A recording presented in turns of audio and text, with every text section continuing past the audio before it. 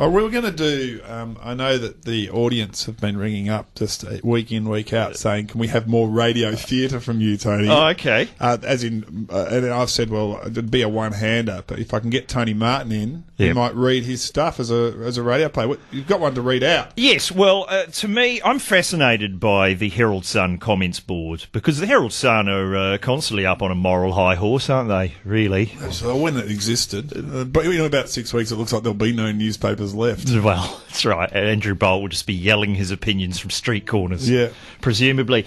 But for a paper that is up on such a, that is sort of the moral arbiter of Melbourne, it's sort of an irony to me that their comments board, which is supposedly moderated, is probably the greatest forum for hate speech on the entire internet. Yeah. If you actually get in there. Do you find yourself, you read something, you go, the moderators do they read everything? No, it's going straight on, isn't it? Surely with typesetters being outsourced to, Tika Witty, they can't have people up all night, thousands of people moderating every comment. But I wrote this piece for the book. This is called Some Sort of Mental Health Facility. This is from December 2009, but it kind of gives you a feel for how things can get out of control on the comments board. And what I'm going to do is I'm going to read out the big print, and I'll get you to read out... I'll be comments, man. These are the comments. So everything you hear Tony say, and I've left the spelling mistakes in, is an actual comment. I haven't made any of these up. These are actual comments from the Herald Sun comments board, and it's in present tense, so we'll have to go back in time to December 2009. So here we go. Last week, the Melbourne Herald Sun reported that police are appealing for a man to turn himself in after another man was bashed to death with an iron bar in Albert Park. So that can happen now, I thought. You can be walking through Albert Park in the middle of the day and be bashed to death by a random bloke with an iron bar. But no. Reading on, the superbly named Detective Senior Sergeant Ron Iddles said of the alleged attacker, "We know who he is," and revealed that the man he, Iddles, was looking for was a former roommate of the dead man.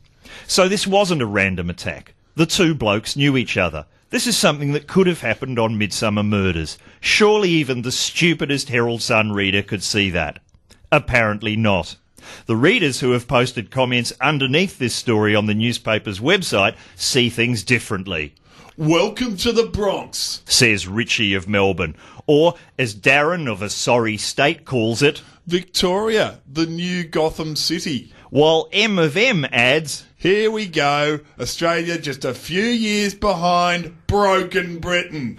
Now, I regularly visit Albert Park, and so, as far as I can see, the most dangerous thing that can happen is that you cop an earful of gibberish from a nutbag sitting on the bench outside Avenue Bookstore. But no, apparently it's either the set of This Is England or part of a fictional city overrun by costume supervillains. Not that Batman is needed when Joshua from upstairs is on the case. "There's some sort of mental health facility not farther than 20 metres from where the body still lays. Perhaps someone from said facility may be associated with the incident." Sure, or maybe it was the former roommate of the victim, like the police said in the article you've just read. On the other hand, Dave of Knox has identified the real culprits. "Thanks, leftist non-smoking do-gooders. Look at the failure of a generation you have raised." I'm not sure whether non-smaking is meant to be non-smacking or non-smoking. Either way, it is these same do-gooders who, according to AC of Yarraville, will try and break the cycle of violence and poverty that leads people to such things with counselling and hugging. I would do it with a noose. And, as Wayne of Essendon points out, because of this reluctance to bust out the gallows... You are allowed to do this in Melbourne. If you are arrested and trialled, you spend 18 months with friends in a facility where everything you couldn't get on the outside is free, pay a small sum and or do community service. Open brackets, fun, close brackets. Yep, I'm pretty sure that's the penalty for murder. A small sum of... or fun. And as Wayne, brackets mental, says, everything you couldn't get on the outside is free, like buggery and hepatitis. Rob of Melbourne adds, luckily for the assailant, she wasn't doing 3k over the speed limit, or they'd really be in trouble. Either Rob has an axe to grind re-speeding tickets, or he is suggesting that when the man was swinging the iron bar, she was travelling at a speed of 68 kilometres per hour, despite the fact that she was, as the article clearly states, on foot. Perhaps it is the threat of high-speed men of indeterminate gender belting up the street of this new Gotham that prompts David Jones of Melbourne to say, disgusting. This is why I don't venture out anywhere but to get groceries. Because you might run into a former roommate bearing a grudge? Maybe you should venture out to that nearby mental health facility and book yourself in. You won't be the only one checking out.